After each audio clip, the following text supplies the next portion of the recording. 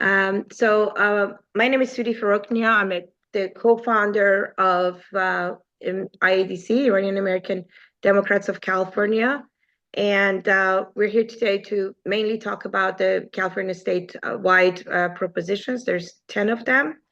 And to also give you some tools that would be able to help you with your upcoming ballot. And joining me, it would be Shervin Aazimi, who is the chair of the LA region and also a well-known advocate for initiatives that has to do with justice system, and Parshan Khosravi, who's going to be joining us shortly, and he is the chair of our policy development, and who really helped lead us in making the assessments that we have done on these statewide propositions. We've also reviewed about 50 measures across the state, and today we're not going to be talking about the measures, but that information is available on our website. It's iraniandems.org, and you would be able to get that information. But if you have any additional questions on those matters, feel free to email us, and we will be able to respond to that. I also want to acknowledge that IADC's goal is to engage, educate, and empower our community. We're a 527 organization. We're nationally recognized, but also we are unique in the sense that we are an official affiliated organization of the Democratic Party of California. It's the first of its kind. We believe that representation matters, and we always want to be in spaces that there are matters being discussed that impacts our community. We welcome everyone to take part. And any suggestions, grievances you have, we're here to listen and also reflect also share those feedbacks with the Democratic Party of California and the representatives that we are in contact with.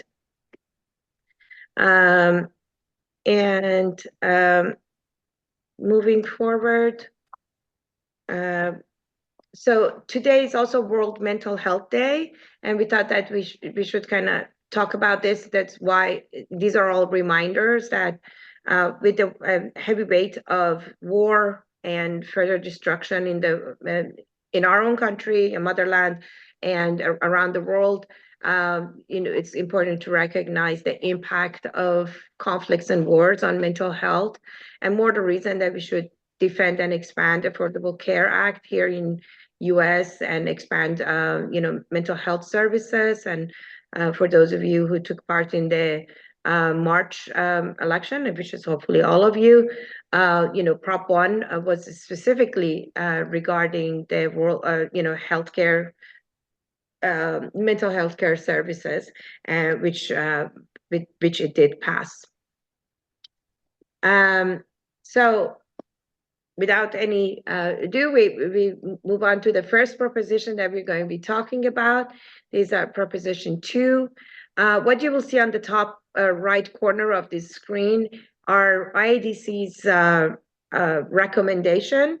We're not here to push one way or another. We're here to explain really, why we've made those recommendations.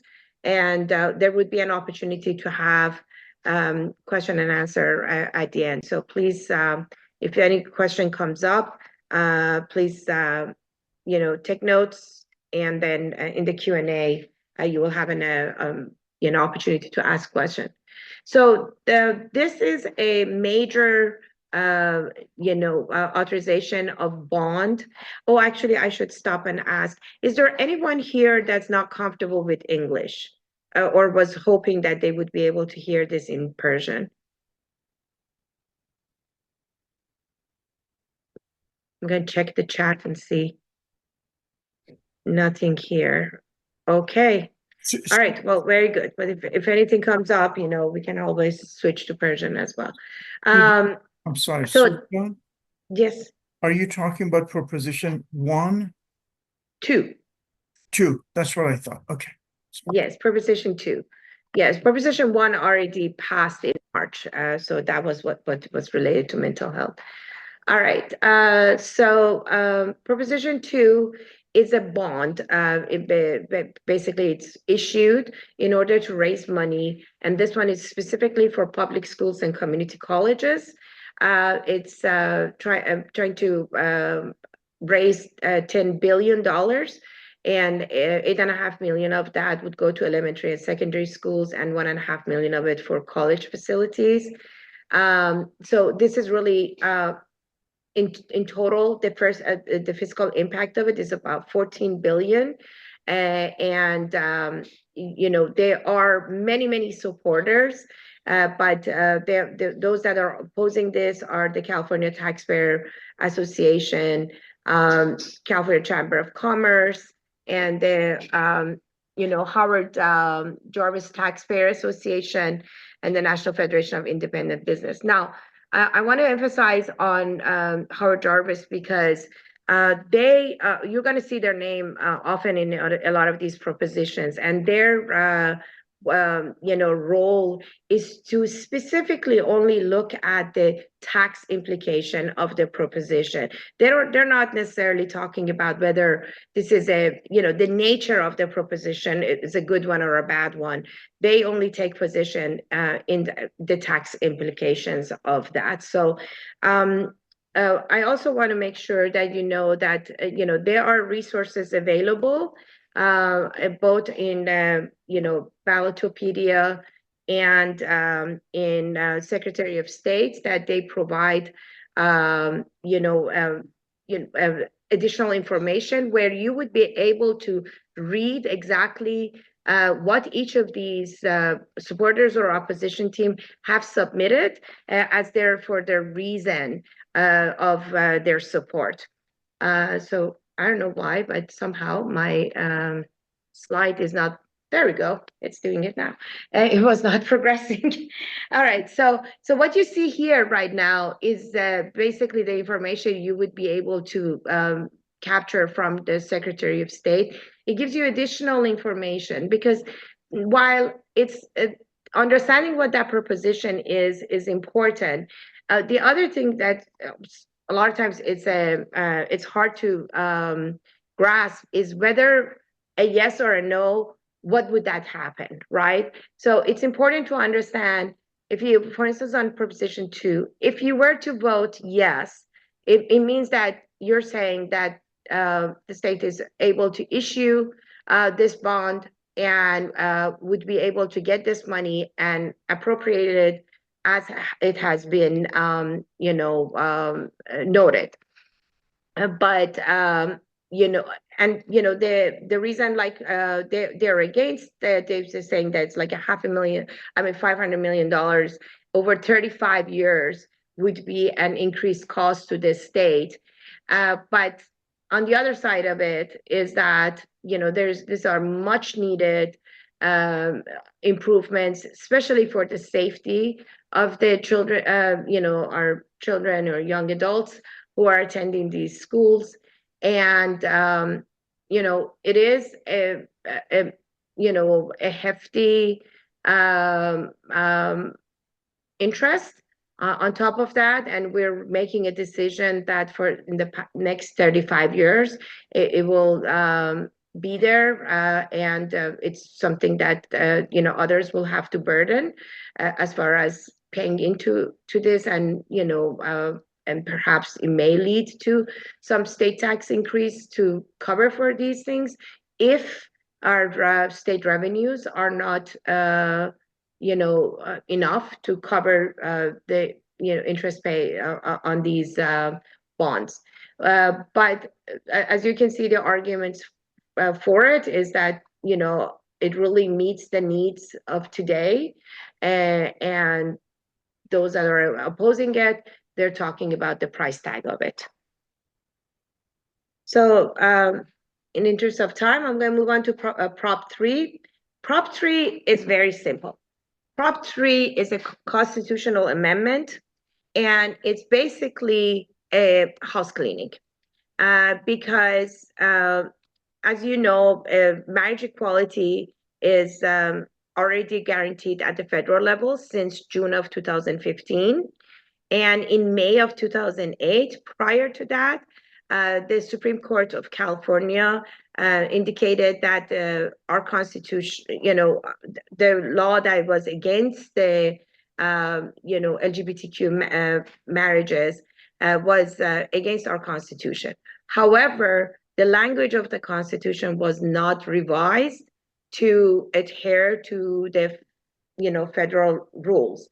And so the ballot measure is because any amendments to the Constitution requires the vote from, public, is saying to just remove the language in the Constitution that it states only marriage between a man and a woman is valid or recognized in California, which is not true. As it is right now, marriage through LGBTQ is also valid and recognized in California and nationwide. And they're saying that to change that, the wording to say that marriage is a fundamental right. There is no fiscal impact, and there's many supporters again. In a lot of faith-based organizations, Jewish Family Services of Los Angeles, Equality California, Anti-Defamation League, League of Women Voters, social workers, you name it, from all kinds are supporting this basically house cleaning to the constitutional amendment. And for the constitutional amendment, and the only groups that are against it are California Capital Connection, Real Impact, and Family Council. Again, as I mentioned, the information that is publicly available on the website, is this, and it also talks about all the groups that are supporting. Now, at the time they issue these things, there could be that there are a limited number of organizations that are against or for it. On the actual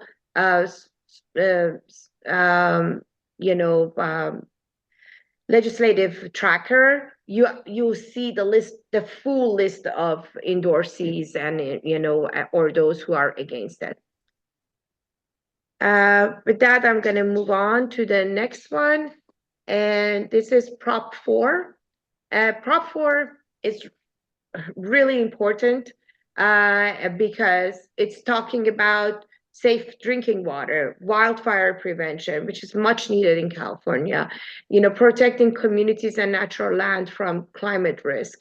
And it's really also, it's a bond to raise money, and the impact is to raise $10 billion in bonds.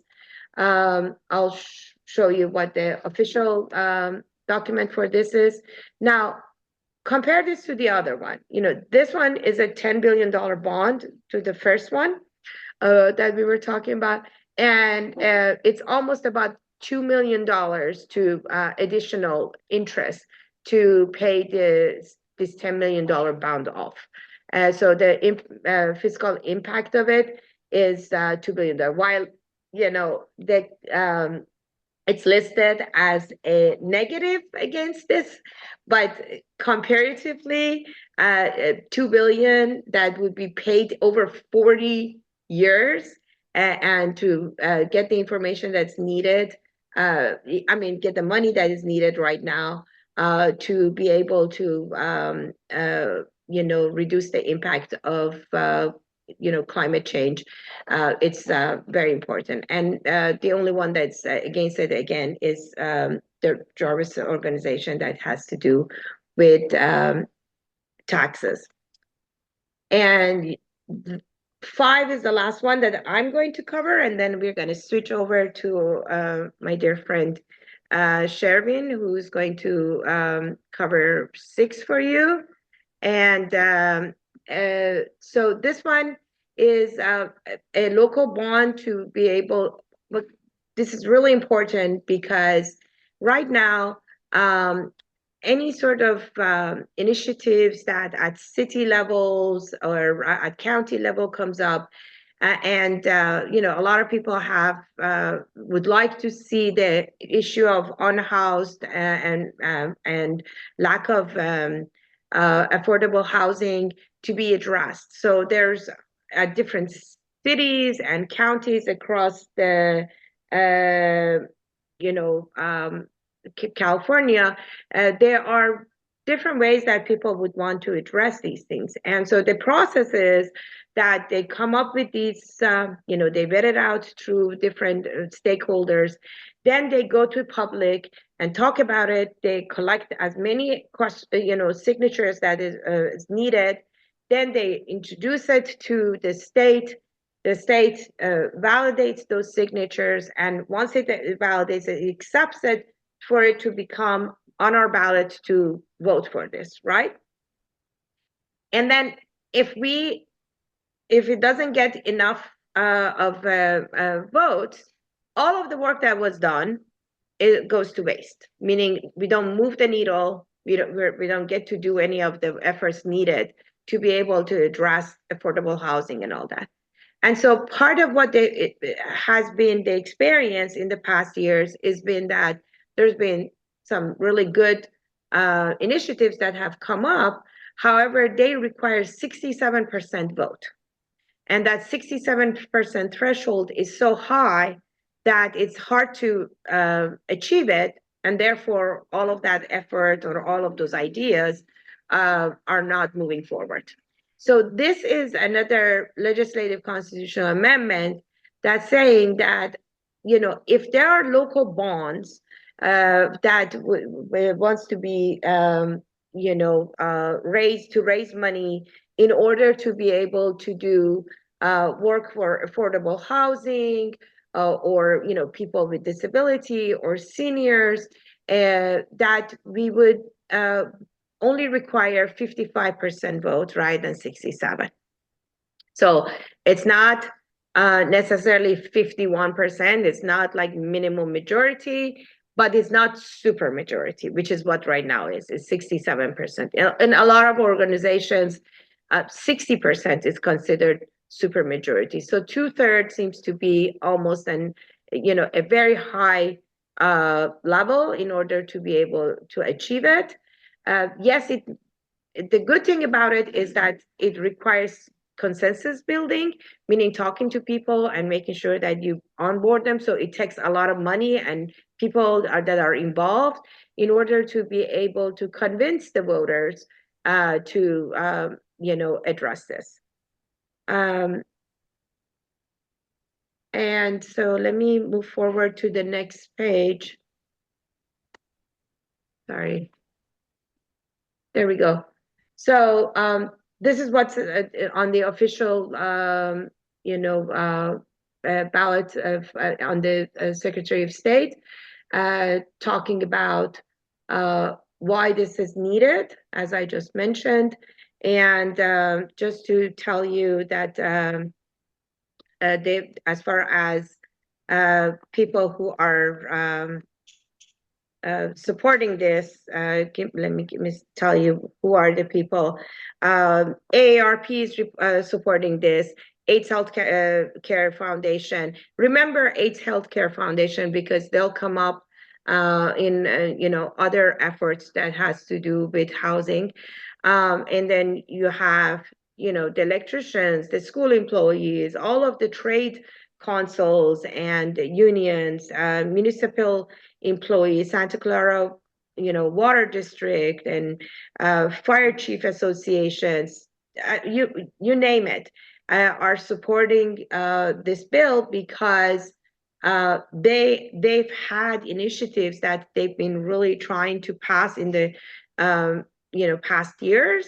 And unfortunately, because of the threshold, they have not been able to advance those. So with that, I'm going to invite Shervin John, if you can join us on the call, and I will progress to number 6. Can everyone hear me okay? Great. Salam hamigi, umivaram khub bashin. My name is Shervin Aazimi. As Sudi mentioned, I am the LA Regional Chair for IADC. I apologize for being off camera. I transitioned from traffic on the 405 to traffic on the 101. So folks who are from LA, you know that we live our life in our cars. So bear with me as I try to share some information off camera. So as Sudi mentioned, I'm going to be talking to you all a little bit about Proposition 6. So Proposition 6 has to do with abolishing slavery and involuntary servitude here in California. You might be thinking to yourself, Shervin John, what are you talking about? Slavery, Anichi. We abolished slavery here in America back in 1865. You would be right, except that the language in the 13th Amendment to the U.S. Constitution, and that language also exists in our California Constitution, says that slavery is abolished except as punishment for a crime. So slavery continues to exist for anyone who is incarcerated in state or federal prison. What do I mean by that? I quite literally mean, and many of you may not know about this, but there is a billion-dollar industry funded by, and I should say labored by people who are actively incarcerated. Corporations from Walmart to AT&T to McDonald's to Burger King, all of them use the labor of people who are incarcerated. Labor that is free to them, but is active punishment for people who are incarcerated. Why do I say that? The average daily wage for someone who is incarcerated is 8 cents. 8 cents here in America in 2024. If you are lucky enough to be a firefighter while you're incarcerated, and that also may be a surprise for people, here in California, many rural communities rely on incarcerated firefighters. If you're lucky enough to be a firefighter, your pay is $2 per day for risking your life to put out a fire. If you are wanting to take a day off from work because you are sick or because of bereavement, meaning you had a family member pass away, if you decide to take a day off, you can be hit with what's called a 115 write-up. That is a write-up that can keep you in prison for years longer. It can have you be put in solitary confinement. It can deny you parole because you're sick and need to take a day off. This was a big issue during COVID, when even inside prisons, there were big outbreaks of COVID. And, the people inside prison were responsible for cleaning out the hospitals, cleaning out the bathrooms, cleaning out the cells. And if they didn't do it because they were sick themselves, they could be further punished. What Prop 6 would do is simply say, you know what? We're going to get rid of that punishment as a result of simply, not working for a day because you're sick, because you're in bereavement or anything like that. We're not going to further punish you because you don't want to work for slave labor.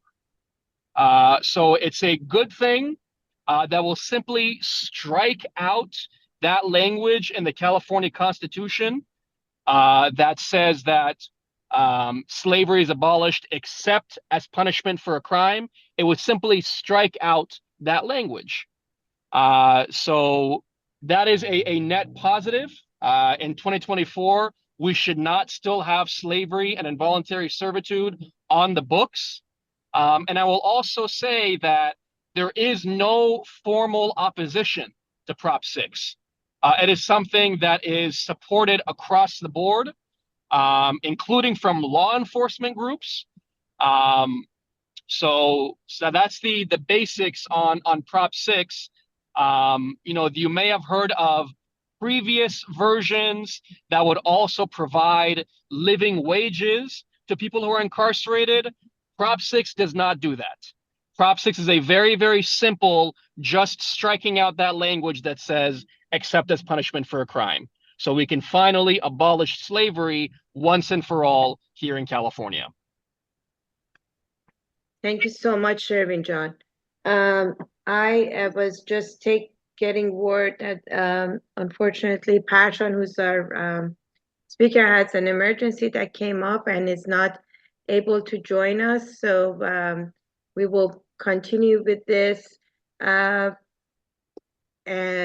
and you're going to hear from me instead of that, or unless Shervin, John, is there any other of the props that you would like to address, or I know there are other ones later on that you're going to talk about, like 35 and 36, but what about 32, 33, or 34? Any of them you like to address? I'm happy to tag team 33 and 34 with you. Okay, awesome. Let's do that. All right, so then let me talk about the next one would be 32. And so 32 is about raising minimum wage. And this really needs to have some additional perspective, because people would say, oh, again, well, here's what happened. We had the law that passed, that we all voted for, to make sure that we will bring, by increasing the minimum wage in California by $1, that we would reach to $15 for those businesses that have 26 employees or more, and $14 for those businesses that have less than 26 employees.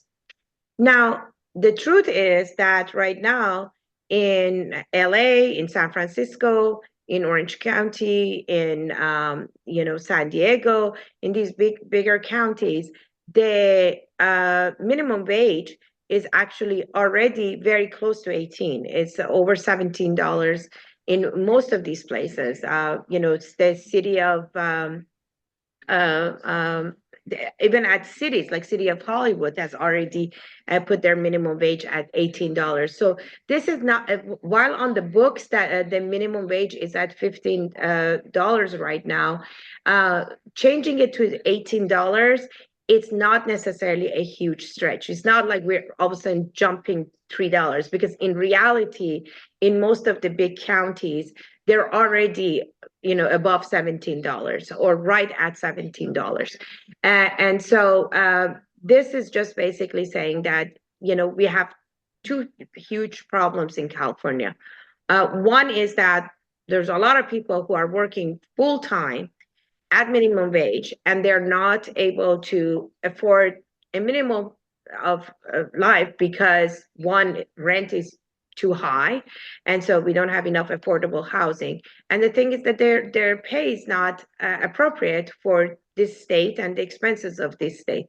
So this initiative is to raise the minimum wage in California to $18.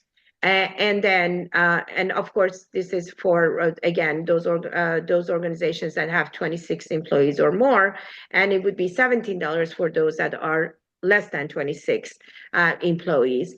But it's really catching up the time. Some of it is just setting what is actually the experience. Now, the reason we stayed neutral on this was because a blanket increase in the state, the person that's living in LA may not have the same expenses, level of expenses as Costa County, right? But if we were to increase this to $18, that means all counties now will have the same pay level as, for instance, LA has, or San Francisco has. And so our recommendation was, people across the state, they understand better what does this mean to them in their county. For instance, people who are living in LA, it's really not much of a change. It may be, I think the rate is right now $17.30, and it would go up to 18, which means it would increase it by 70 cents an hour. And as far as people who are supporting this. There's many organizations that are supporting it. You know, the California Democratic Party is supporting it. Many unions are supporting it. ACLU, League of Women Voters, they are all supporting this. But again, as far as the organizations that are not supporting it is California Chamber of Commerce, which is thinking about what the impact would be on businesses, small businesses. Remember, this would mean that for small businesses that have less than 26 employees, it will go up to $17, and it's not a jump, so it's like $1 and then another $1. So by January 5th actually would go to 17, and the Howard Jarvis Taxpayer Association. Now, the funny thing about this is that when we're looking at the tax implication of this prop, we have to remember that as people earn more money, they're also paying more taxes, so there is a sort of a gain for the state at the state level, because they're going to be receiving more tax revenues as well. All right, so we're going to move on to the next one, and I promise we're going to come back and revisit and answer questions. So as you know, keep taking notes if anything comes up to mind. So I'm sure if you watch TV, which I barely do. In the past 25 years, I've consciously decided not to watch TV. But in passing, even in passing, I've seen so many ads about 32 and 33 and 35, and so I'm sure you've heard contradictory information about this, but 33, we're recommending a yes for this. So it's important to understand what that yes means. There is a law on the book since 1995. It's called the Costa-Hawkins rental housing, which limits cities and counties to be able to put any sort of a rent control when it comes to single family homes, condominiums, and some other residential properties that were first occupied since 1995. So any of the new buildings after 1995, right? And what this initiative is trying to do is to repeal that law. It doesn't mean that as soon as you do this, there would be, rent control on all of these, property types. What it's saying is that it will now allow the cities and the counties to each, depending on their, locations, propose rent controls. And that proposal still would need the approval of their city council, their taxpayers.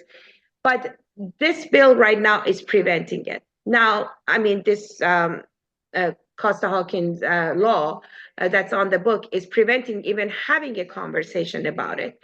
And one of the reasons for this is because, as you've probably other ads that you've seen, is that, we buy everything cash, no matter what, situation it is with the house, what condition is the house in, we'll buy it. Because unfortunately, there are companies that, holding companies that are bringing this money, and they're not buying houses for the sake of bringing their families to live there. They are taking housing and making it into a commodity that they would trade. So these people who are buying these homes have no intention of personally living in those homes. Their intention is to buy these homes and rent them. And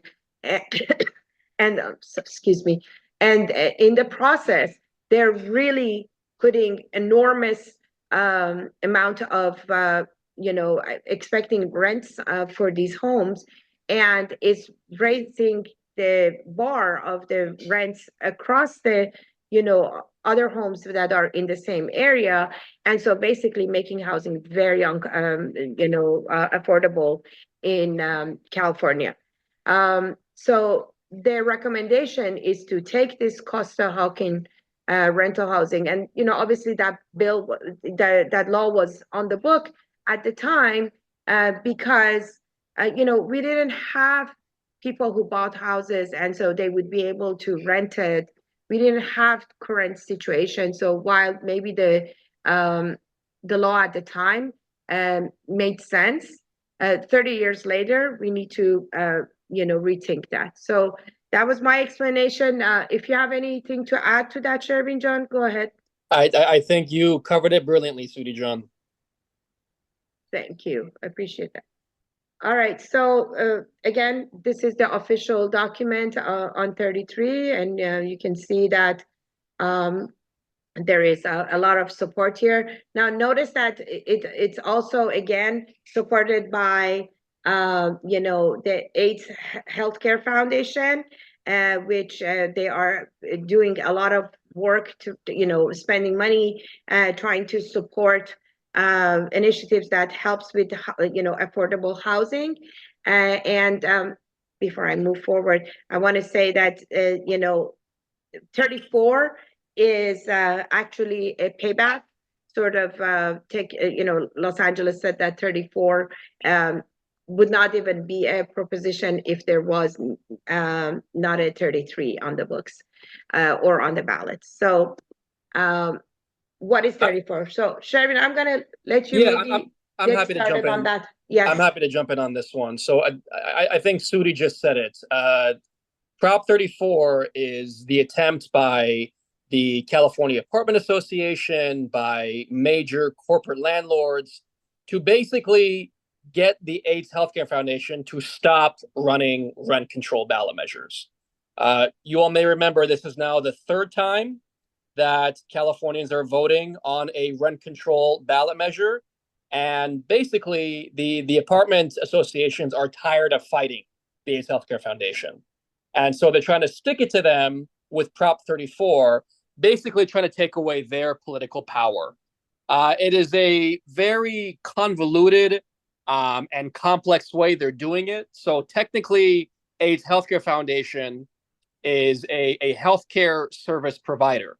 They do a lot of work in the community around HIV prevention, HIV treatment, services for folks who are unhoused, and they receive federal funding. Now, they also have unrestricted funds. Michael Weinstein, the chair, has unrestricted funds, and they use those funds to run ballot measures. What the apartment association is trying to do is say that you, AIDS Healthcare Foundation, because you are a healthcare service delivery org, that's your bread and butter, we want to block you from ever being able to run a rent control ballot measure again in the future. That is what they're trying to achieve with Prop 34. So it's really having nothing to do with us as Californians, really nothing to do with any kind of healthcare service for the people of California. It is just a bar fight, if you will, between AIDS Healthcare Foundation and the apartment associations.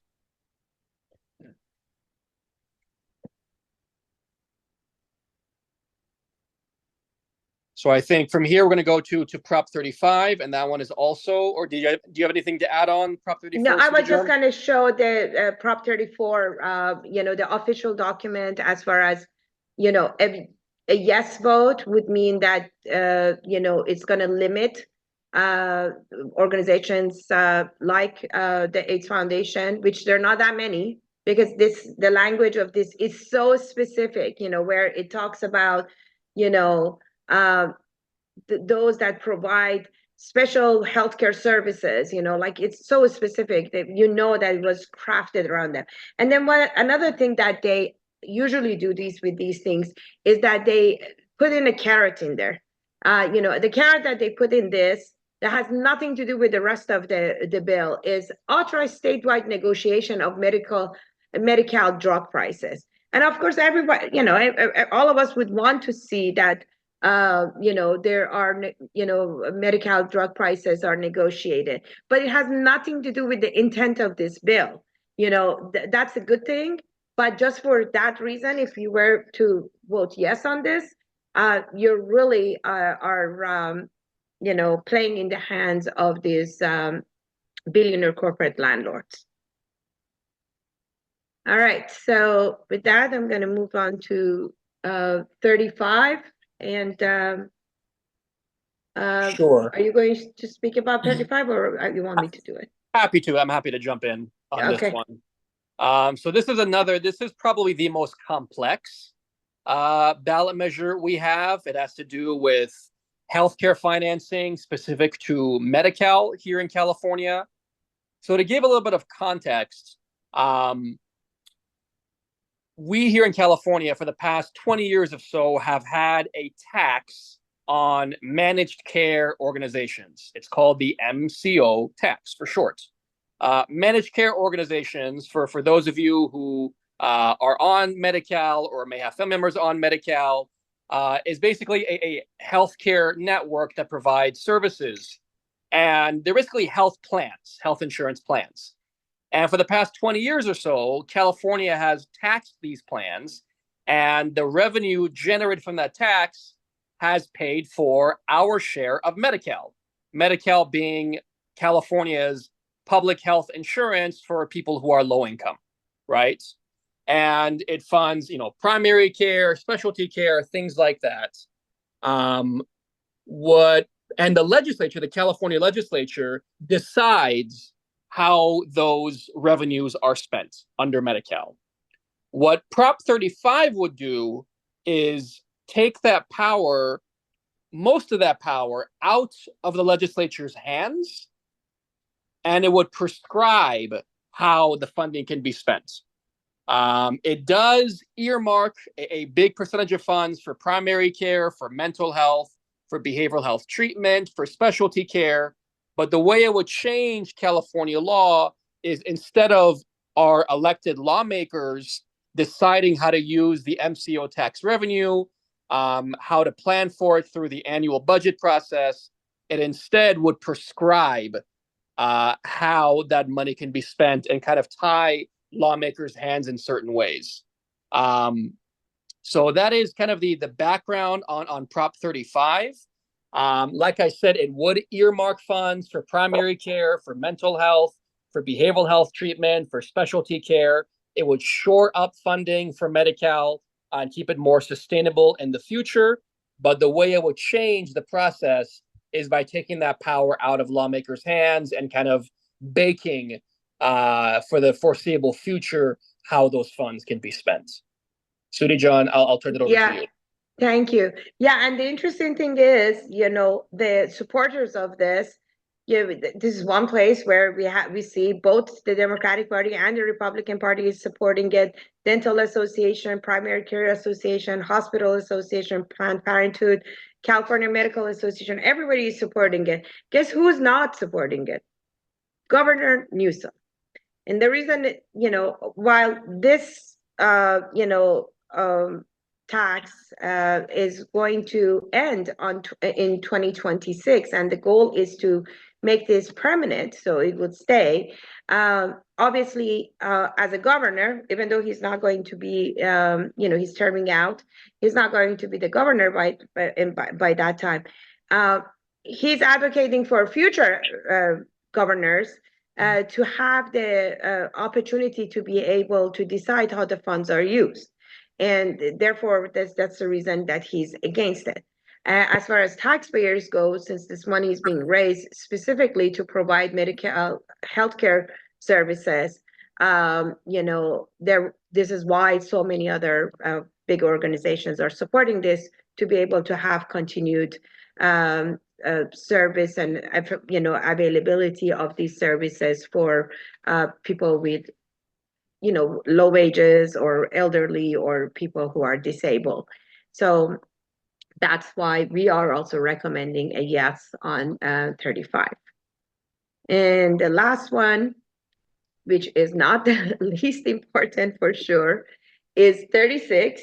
And you have the best expert to talk about this. Is Shervin. As I mentioned, he was actually at a debate right before this, and so he works very closely on this matter. And Shervin, John, we're all ears. So Prop 36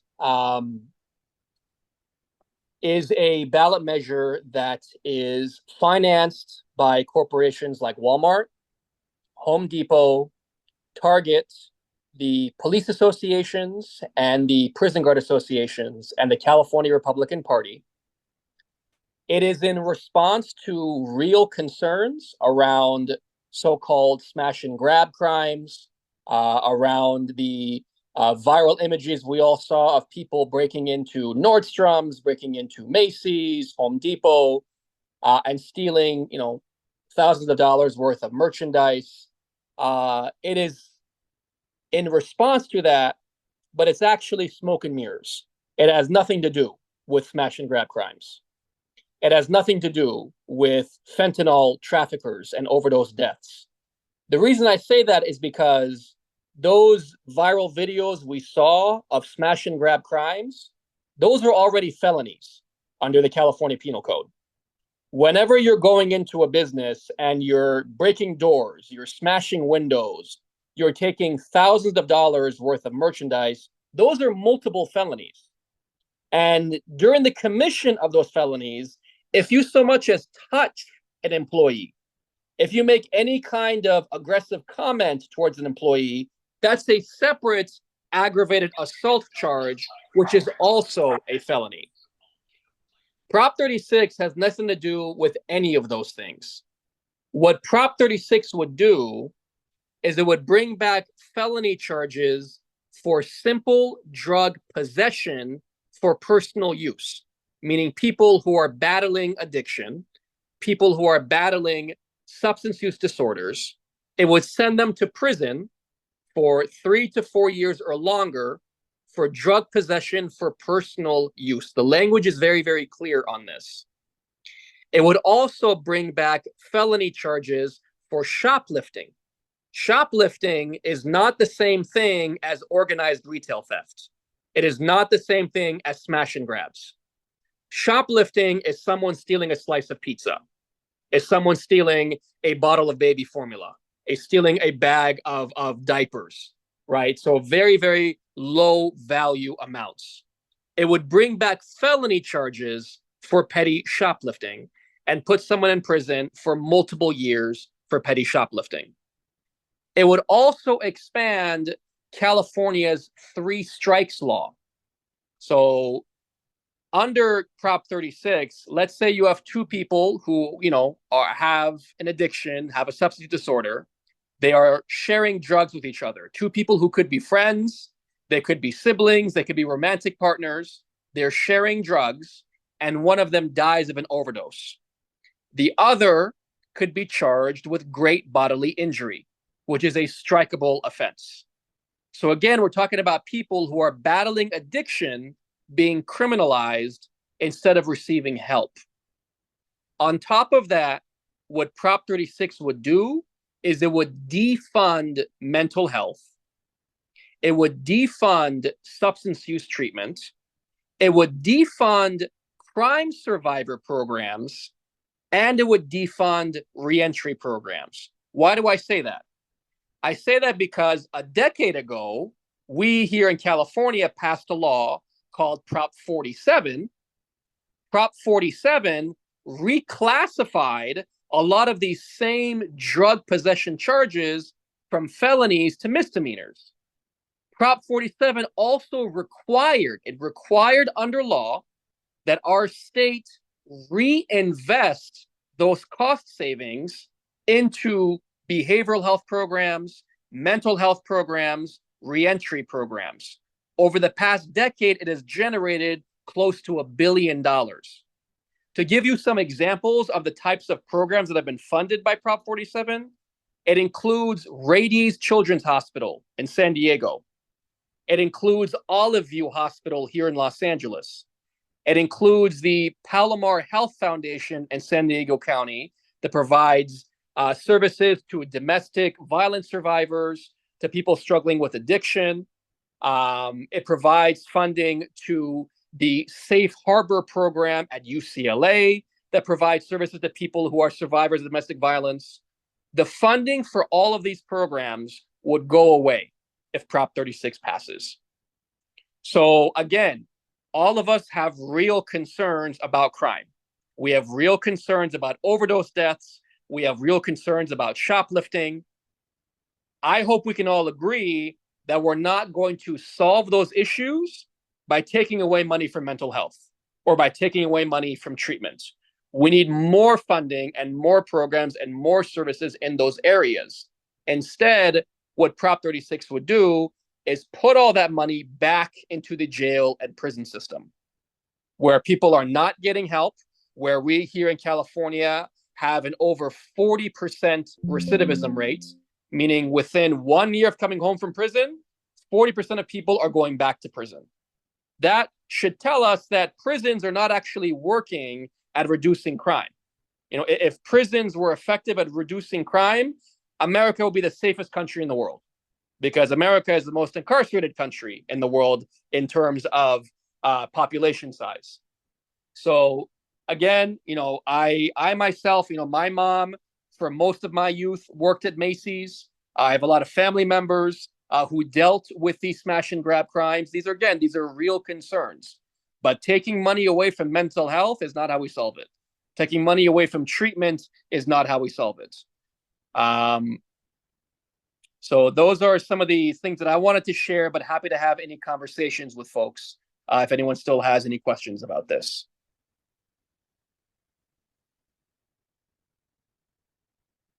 Well, thank you so much, and it's great. I'm gonna actually. Sorry, Sudi John. open up. I'm so sorry to cut you off. I should Yeah. also talking about the supporters and opposers.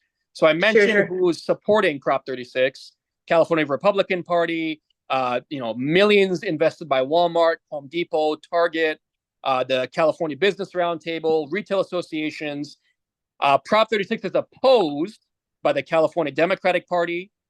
It is opposed by major labor organizations, including SCIU, the Nurses Association, the Teachers Association. It's opposed by the Speaker of the California Assembly, the Senate Majority Leader here in California, and many, many, many community organizations, including League of Women Voters of California, including Bend the Arc Jewish Action, and many others are very opposed to Prop 36. I just wanted to share that as well. Thank you so much, Shervin. Yes, we want to make sure that we have time to have some questions on here.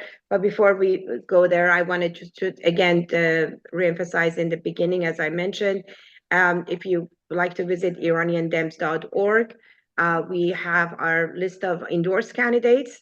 These are either Iranians who are running or allies who work very closely with the Iranian community. So you can look at that.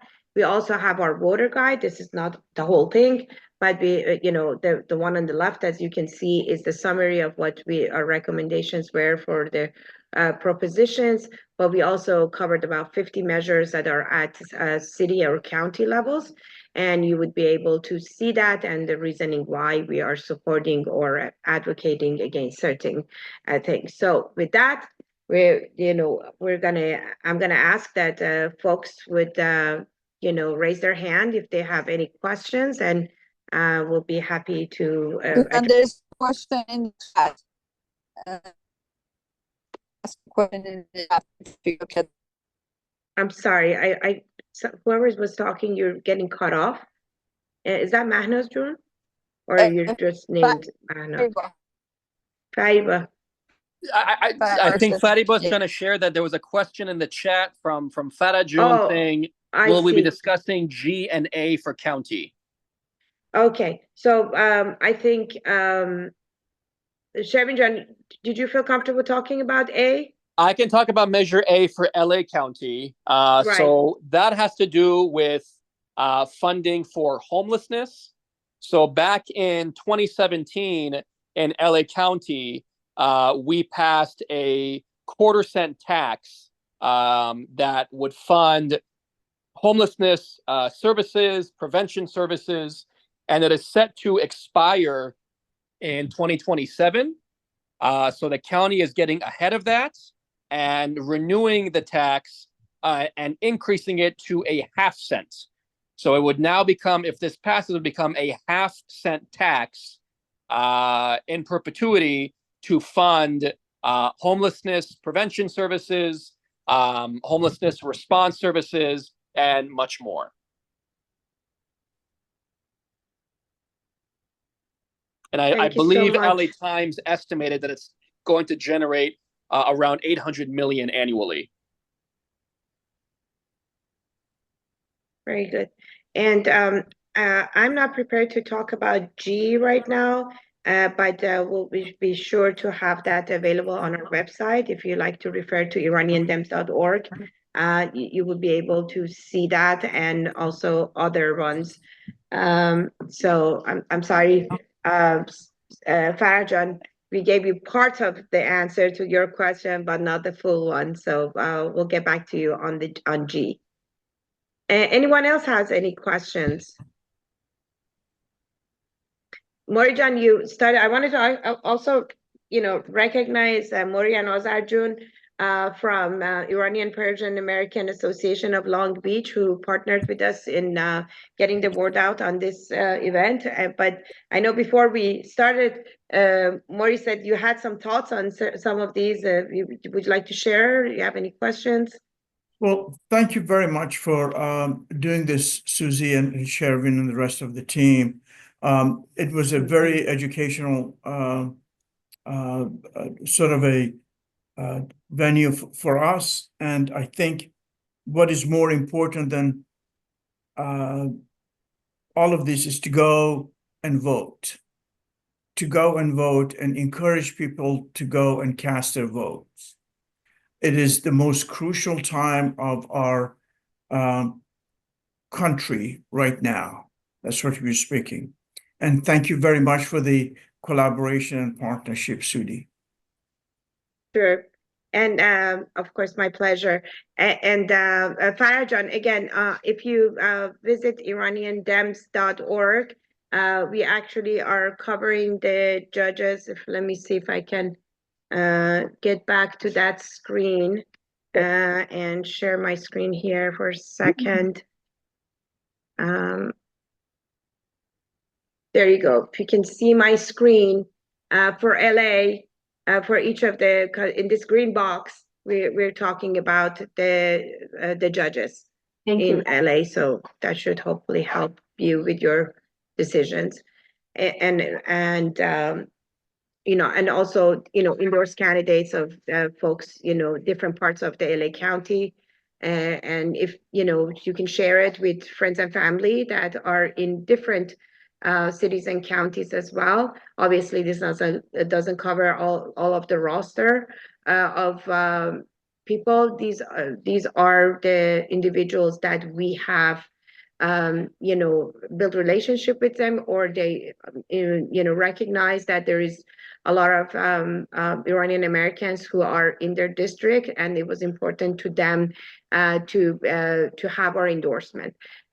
So and I want to just give a shout out to Ryan Khojaste in North Cal region that is running for DA in San Francisco, and we're really rooting for him. Obviously, all of the other allies, but Omar Hashimi is also running in city of Oceanside. He's an Afghan American and a member of IADC. The co-chair of the LA region, Sheila Ross, is running in city of I'm sorry about the dog bark. The city of South Pasadena. We have Brian Tabatabai that right now is serving as the mayor of Vescovina, but he's going for his re-election again. And then Armand Khanyan, he's also running for re-election, and Armand was born in Abadan. So just a little bit for you to know that while the names may not sounds so familiar, but you know, we do have some Iranians, and we need to have more Iranians run and actually have Iranians in you know, our state level that we you know, right now don't have. And so we're hoping that in 2 years we'll see more Iranians on the roster, on your ballots, so that you could support. Anyone has any other questions?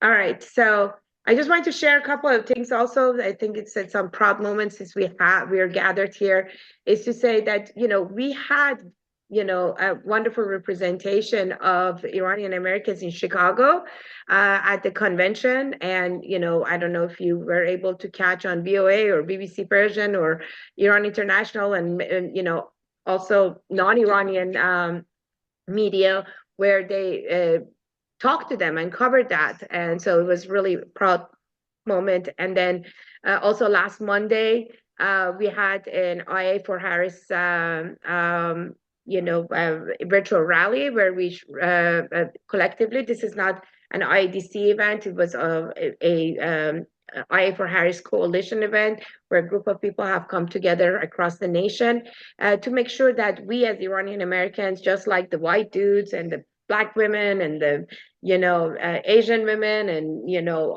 all different groups that have been doing fundraising for Harris-Walz campaign, that we do our part.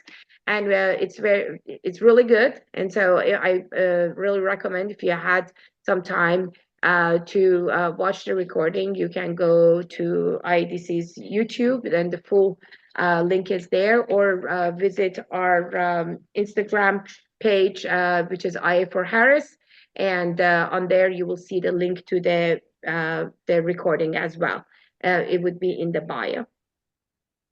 And, you know, as Mori John said, there's a lot on at stake in this election. So please make sure that you vote, and encourage everyone else to vote. And, you know, we can't just say, oh, California is blue anyway.